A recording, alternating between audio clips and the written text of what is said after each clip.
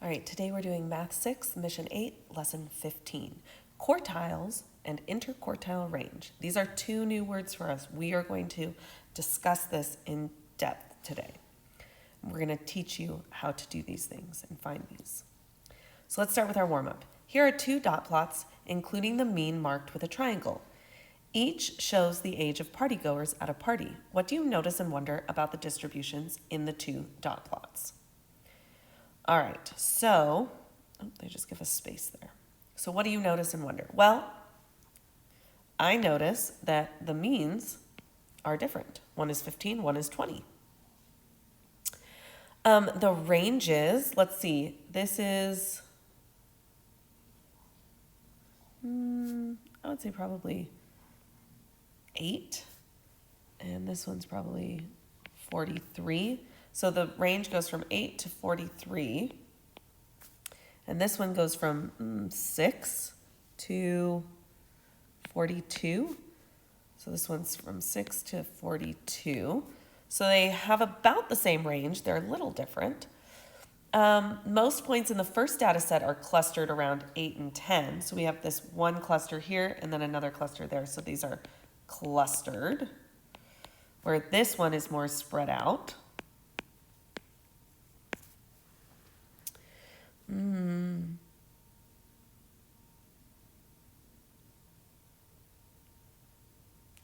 So I could also say that the MADs, if we were going to look at the mean absolute deviations, they're very close to being the same spread. So their MADs are probably going to be similar. All right, let's keep going. Concept exploration. All right. There is something called a 5-number summary.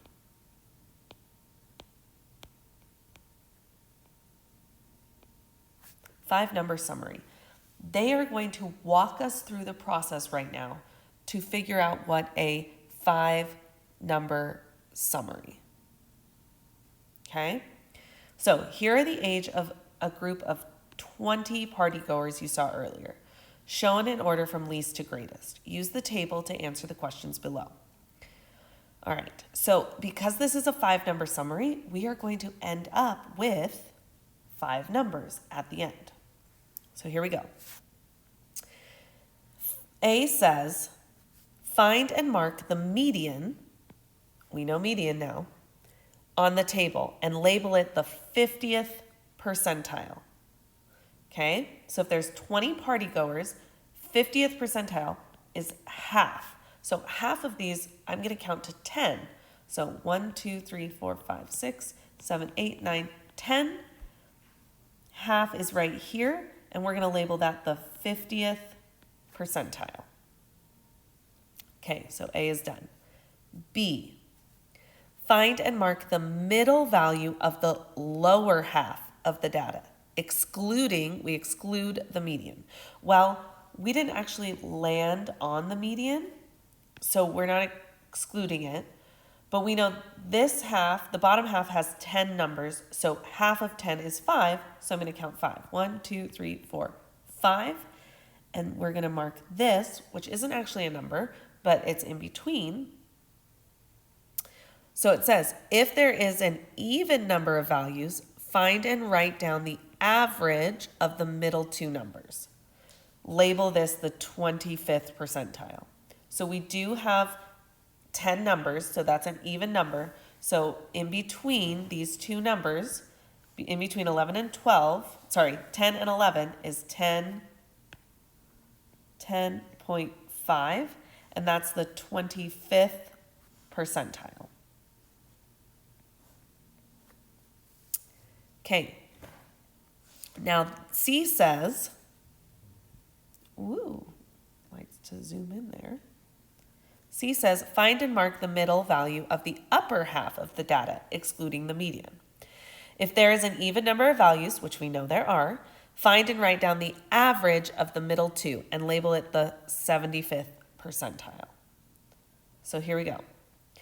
So 1, 2, 3, 4, 5. This is the middle of the two numbers.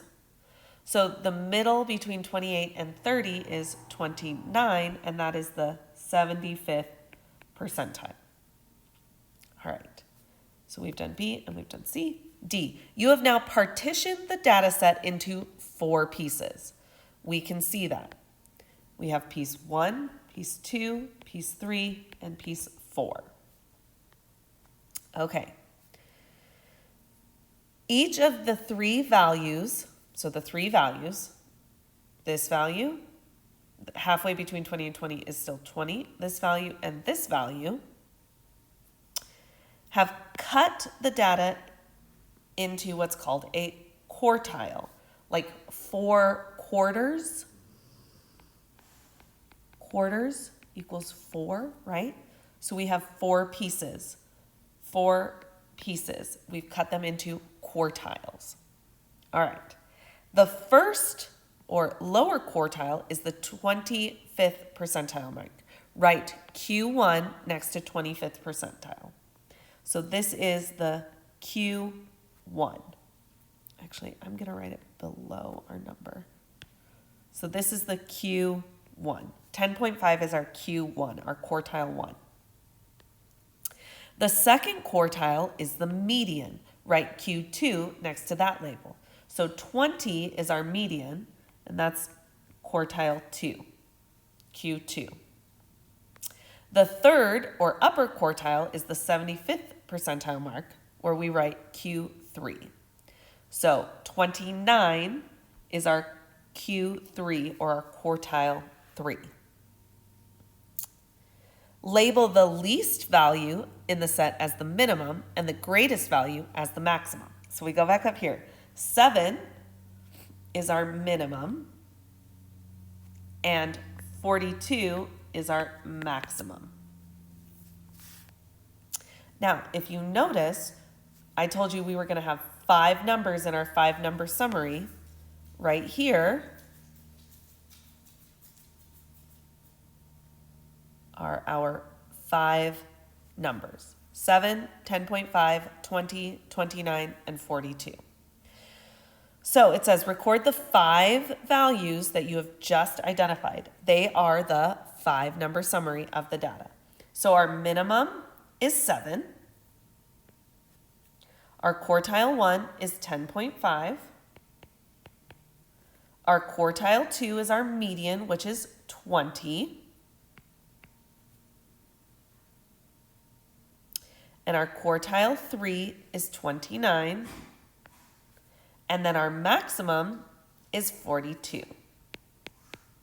That is how you do a 5-number summary. So we're going to practice that. 3 says the median, or quartile 2, value of the data set is 20. This tells us that half of the partygoers are 20 or younger, and that the other half are 20 or older. What does each of the following values tell you about the age of the partygoers? Well, quartile 3, let's go look at that. Quartile 3 was 29, and that's 75%. Okay? So, quartile 3 is 29, and that tells us that 75%, right? 75% of the partygoers are less than 29, and 25% are over. 29 are over, okay? So because we've split it into 4 sections, 1, 2, 3, 4, this is 1/4 of our section. So we can say that 1/4 are 29 or older. 1/4 of our partygoers are 29 or older. What does the minimum tell us? Well, the minimum is 7. So that tells us that and then let's do maximum too together. And the maximum was 42.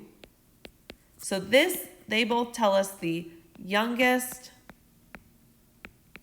and oldest partygoer. The youngest was 7, the oldest was 42. All right. Activity 2. This dot plot shows how long Elena's bus ride to school took in minutes over 12 days. So we have 12 data points. It is asking you to write a 5-number summary for this data set by finding the minimum, quartile 1, quartile 2, quartile 3, and the maximum. Show your reasoning. Well, I am going to write out my data set. So I have a 6, a 6, a 7, 8, 8, 8, 9, 9, 9, 10, 10, and 12. Okay, so we're going to step through that process again. So there are 12 data points, so that means I have to find halfway. So I know half of 12 is 6. So I'm going to count 1, 2, 3, 4, 5, 6. And I'm going to go right in the middle because now there are 6 data points below this line and 6 data points above this line. So this is our median, and our median, the number between 8 and 9 is 8.5. That is our quartile 2. Because quartile 2, remember, is the halfway point, our median. Now, I've done quartile 2. Now let's find quartile 1. Well, I know quartile 1 is the halfway point of the lower part of our data. So that's the lower 6. That's these right here, right? So I know half of 6 is 3. So I'm going to count 1, 2, 3 and go halfway there between the third and the fourth data point. And so halfway between 7 and 8 is 7.5, and that's quartile 1. Now I have to do the same to find, so we've done quartile 1. Now we're looking at quartile 3. So again, I'm going to go to the top, and I know half of 6 is 3, so I'm going to count 1, 2, 3, and go halfway between. So halfway between 9 and 10 is 9.5, and that is quartile 3. So I've done quartile 3. Now it wants us to do the minimum, and the maximum. Well, the minimum is 6, because that's the lowest number, and the maximum is 12. So I can write this. The minimum is 6. Quartile 1 is 7.5. Quartile 2 is 8.5. Quartile 3 is 9.5. And our maximum is 12. There is my 5-number summary. 2. The range of a data set is one way to describe the spread of values in a data set. It is the difference between the greatest and least data values. What is the range of Elena's data? Well, our maximum is 12 and our minimum is 6. So we're going to do 12 minus 6. So the range is 6.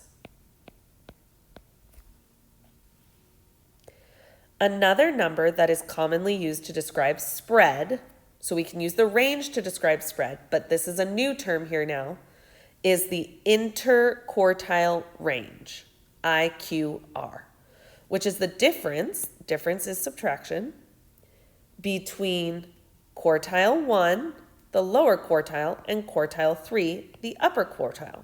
So what is the interquartile range of Elena's data?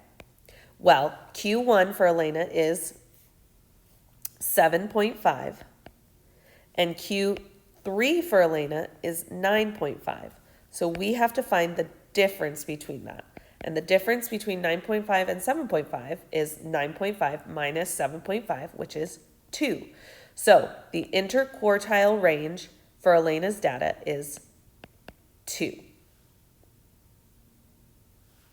So B, what fraction of the data values are between the lower and upper quartiles?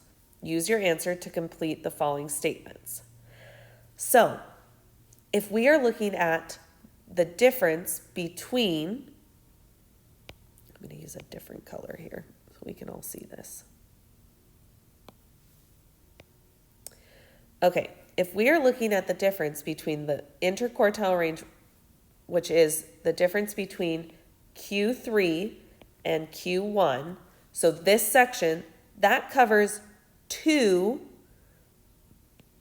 of our sections. 2 out of 4 sections is 50%. So what fraction of the data values is between the lower and upper quartiles? Half of the data. Because it's 2 of our 4 quartiles. So the interquartile range, IQR, is the length that contains the middle 50% of the values in the data set. All right, activity 4. Here are 2 dot plots that represent 2 data sets. Use the dot plots to answer the questions below without doing any calculations, so don't calculate yet. Which data set has the smaller IQR? Explain your reasoning. Well, remember, IQR, interquartile range, has to do with spread. So the smaller the IQR equals less variability. What does that sound like? Does that description also describe MAD? It does. So this is so nice because you know when the MAD is smaller, it means there's less variability. Guess what? When the IQR, the interquartile range, is smaller, there's less variability. The bigger the IQR equals the more variability. Just like MAD. So, which data set has the smaller IQR? Well, we're going to look at the spread of data. Data set B is more clustered together. It has less variability, so it's going to have the smaller IQR.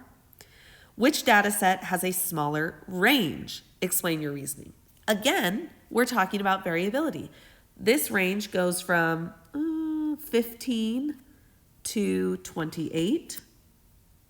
So 28 minus 15 is 13. So this range is 13. This one goes from 23 to 28. So 28 minus 23 is 5. So this range is 5. So again, B has the smaller range. So check your predictions by calculating the IQR and range for the data in each dot plot. Well, we already did the range for each dot plot. So let's do the IQR. So this gets a little tricky trying to do this on a dot plot, but we're going to try our best here. So there are 1, 2, 3, 4, 5, 6, 7, 8, 9, 10, 11, 12, 13, 14, 15, 16, 17, 18, 19, 20, 21, 22, 23, 24, 25. 25 data points. Okay, so there's going to be 12 data points on one side and 12 data points on the other side, and then that 13th data point is going to be our median. So we need to count up 13. 1, 2, 3, 4, 5, 6, 7, 8, 9, 10, 11, 12, 13. So here is our median, which is our Q2. Now we exclude the median, and that leaves us with 1, 2, 3, 4, 5, 6, 7, 8, 9, 10, 11, 12, 13 data points down.